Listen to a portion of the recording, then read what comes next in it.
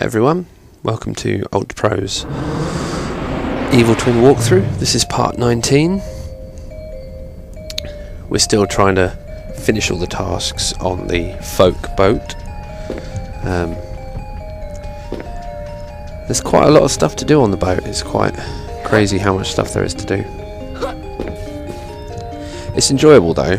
I think I prefer the earlier levels before the folk boat, but it's still quite enjoyable, colourful, you know. It's all a bit of fun.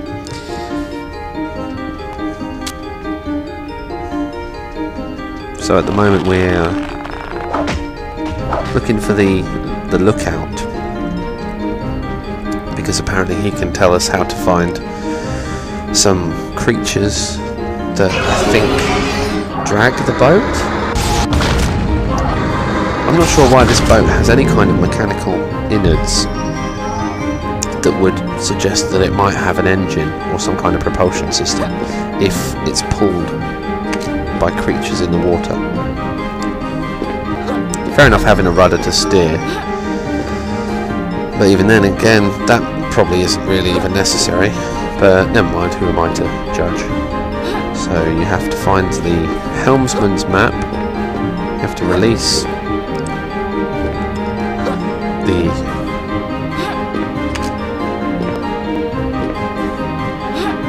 is it the pilot? Whoever it is that deals with the rudder. You have to actually go and find him and release him, and then he tells you that there's a problem with the rudder system or whatever, and you have to get rid of a creature in there. And now we've just been to the guy who deals with the anchor to find that there's a problem with the anchor. We solved the problem with the anchor by pulling a lever, but then it turns out we need to now go and see this guy who deals with the creatures that pull the boat. So this is pretty much the last task on the folk boat before we can finally leave and go and meet Sip's next friend, who might have the next piece of the zippet. Oh, this next bit, this highlights a glitch in this game that really bugs me, and that is the sound editing. You'll hear a song start to play when Sip goes out onto the front pole or the mast or whatever you want to call it. A song will start to play and then it will cut out as soon as the characters that are there start speaking. I'll let you see for yourself. Oh, Leo, it's so romantic. Look at me, dear. It's as if the world belonged to us. It's so beautiful. Oh, listen, darling. They're playing our song. Really? Are they really? Oh, my love. I don't think they are. Oh, my Leo.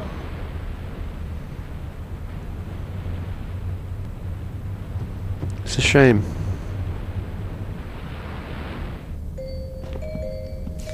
There was no sound effect there whatsoever. There was no sound of him kicking them. There was no sound of them screaming or falling. No, nothing. And as soon as the scene cut to them talking, that song that had started for a split second stopped. Just goes to show how rushed this game was, but I still enjoy playing it. I still enjoy it. I still like the puzzles, and the next bit after this I quite like.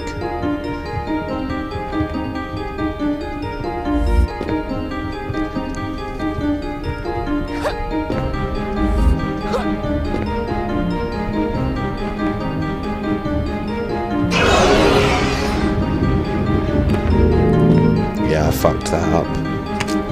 I was supposed to land on that bit so I could pick up more of the Lenny tokens.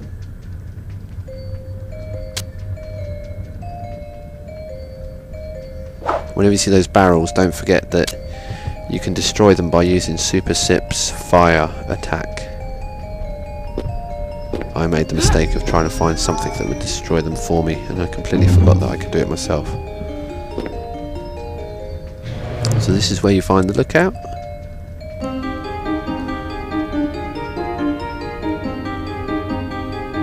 Who is a bit strange and a bit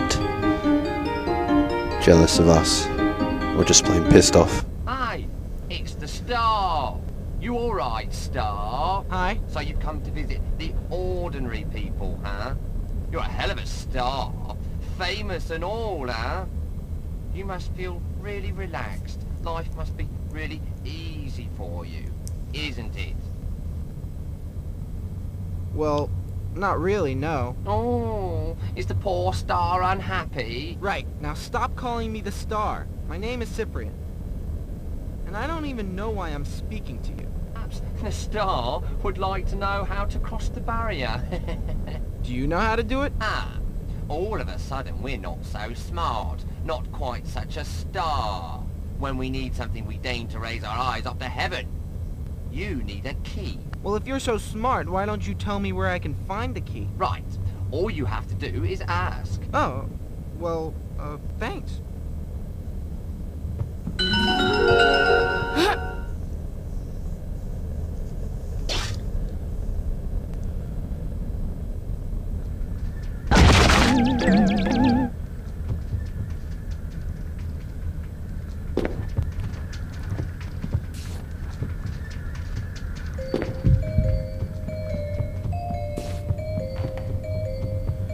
The number of times I've had to redo this whole folk boat section is unbelievable, because I find a glitch, not a glitch in this game, but a problem with this game is when you want to advance the dialogue, quite often the button that you would use to activate dialogue from a character or to open a door that would then lead to a dialogue scene, it's the same button that you can use. You can use that same button to actually skip the dialogue. So if you press it too much trying to activate the dialogue or the character or whatever you want to call it, you end up skipping it, and that's what happens here in this next scene. I had to do the whole section again to get back these dialogue scenes for you. You will see a cut in a few minutes, either end of this dialogue scene.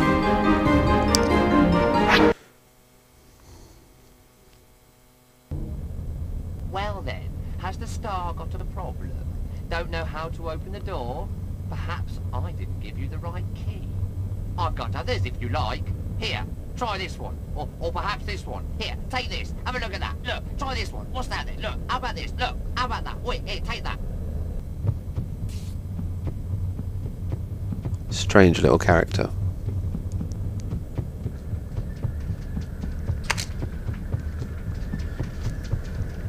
So then you end up having to go through this door instead. Try and collect as many of those acorns as you can, because you need them to activate all of these blowholes.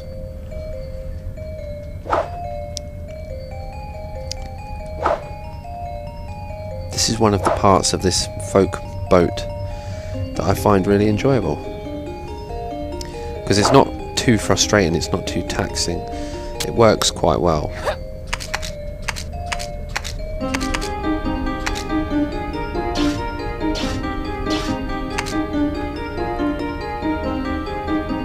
So even if you don't manage it the first time, you can come back. There are the odd exception, obviously.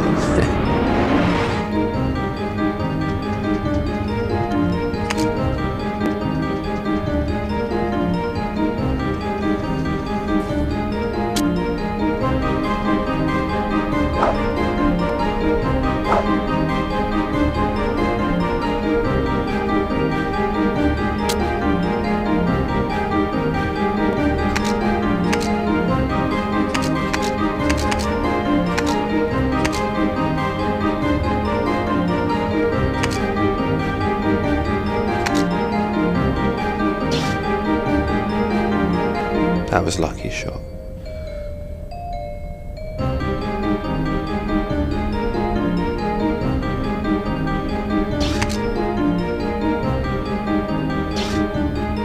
Another really lucky shot.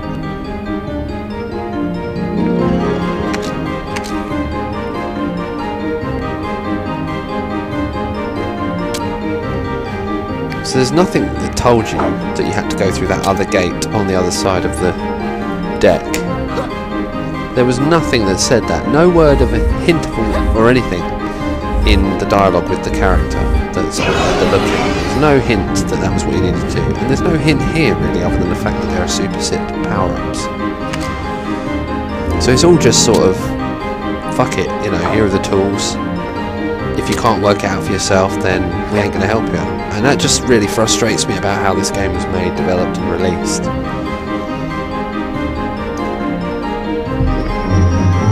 Some people would probably prefer it, I don't know. How did you guess?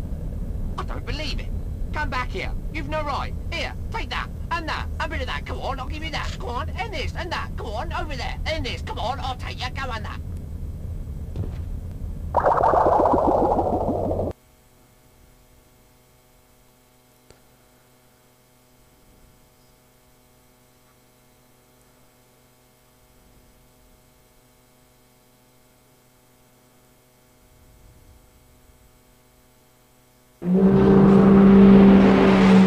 Okay, we're getting towards the business end of this folk boat now.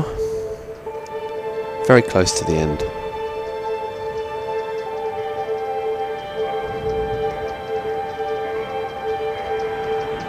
It is a pretty stunning game, really, when you look at what they've done with it. It's just a shame it couldn't have been more polished.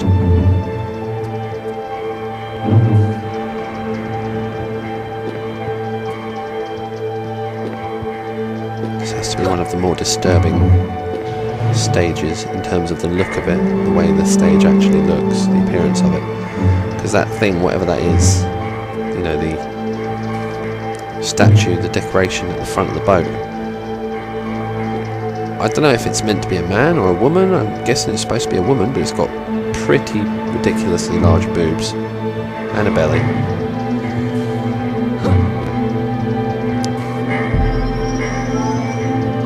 And you have to crawl all over it. It's lovely. So this bit is very much a pain in the arse, because I couldn't tell how far I had to be in one direction. You know, when I was standing there looking at these swings, I couldn't tell how close I had to be. Now this bit here I found difficult to activate the dialogue without cutting it off. So I've done this whole section again for you. As you can see, I'm trying to activate the dialogue.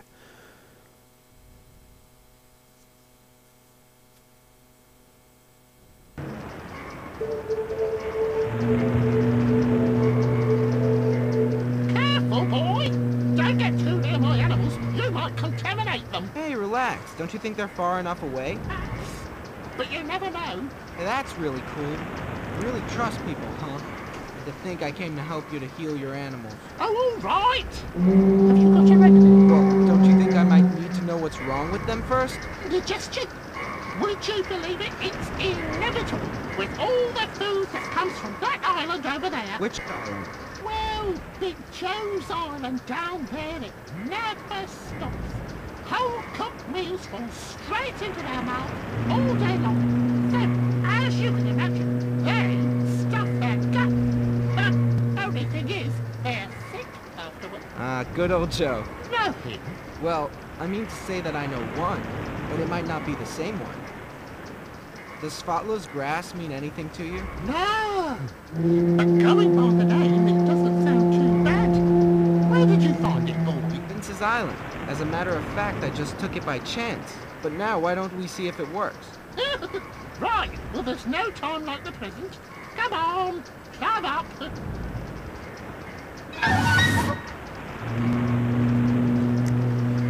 It's so random.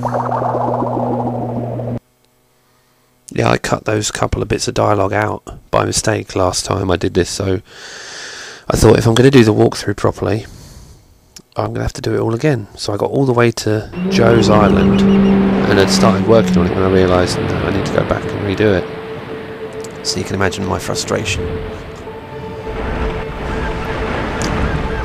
Speaking of frustration, this is quite possibly the most frustrating part of the game I've played.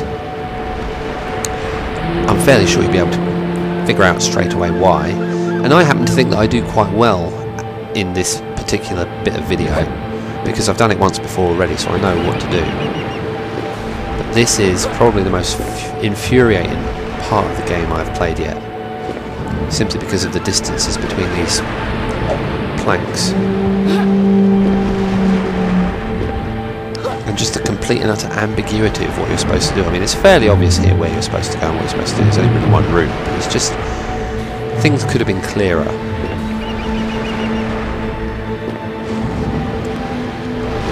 I mean, there's no indication to you beforehand, other than when you land on one, that the planks with a different colour are going to collapse. See, I landed on that plank, but for some reason it fell off. So back you go to the beginning. So hopefully you guys can avoid all of these little hurdles or obstacles or pitfalls. Wow! Really glad I had 26 lives. It's not like I needed them.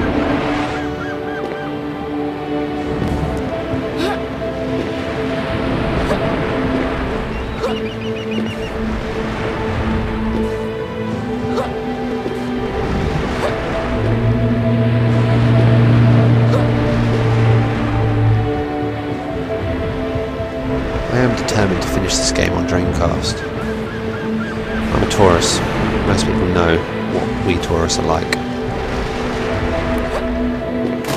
Anyway, there's not much time left on this episode for me to speak with you guys, other than to say thank you very much for watching. I hope you've enjoyed the walkthrough so far, and I hope you continue to watch, and there'll be more episodes posted very soon. Thanks very much.